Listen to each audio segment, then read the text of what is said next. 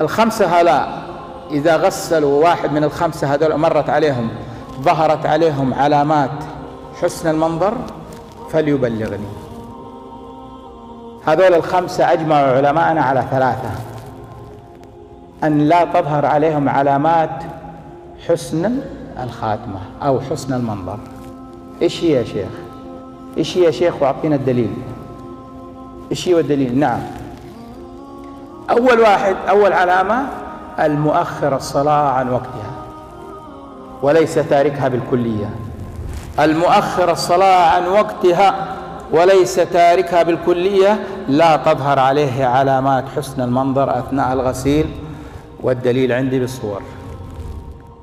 الثاني، من هو الثاني؟ الثاني وهو مربط الفرس إلا جئتكم منه، وهو عقوق الوالدين. عقوق الوالدين، وما أدراكم ما عقوق الوالدين.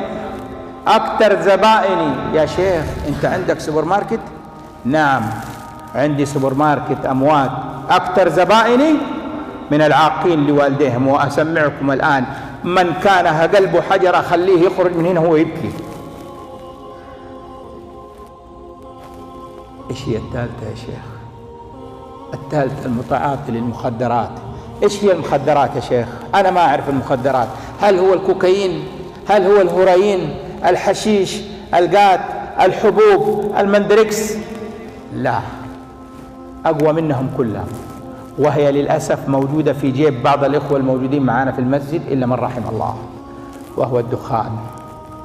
الدخان أقوى نوع في المخدر كله، هو الطريق لكل اللي ذكرت لكم، هو الطريق للحبوب، للحشيش، للمسكر، لجميع. يا شيخ مو لازم، مو شرط أنا قاعد أشرب دخان وما أشرب حشيش أخذ حبوب. أنا ما أخذ حبوب، ما أخذ أفيون.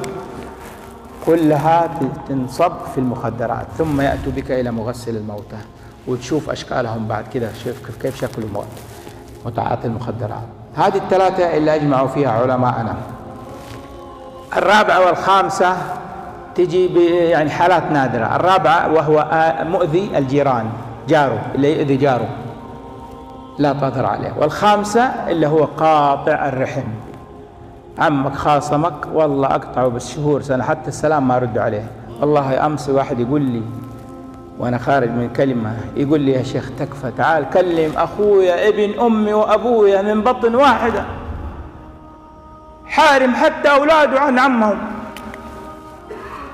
من بطن واحدة، بسبب المال، بسبب المال يا أخوان. أسأل الله لي ولكم أن يحسن خاتمتنا في الدنيا والآخرة.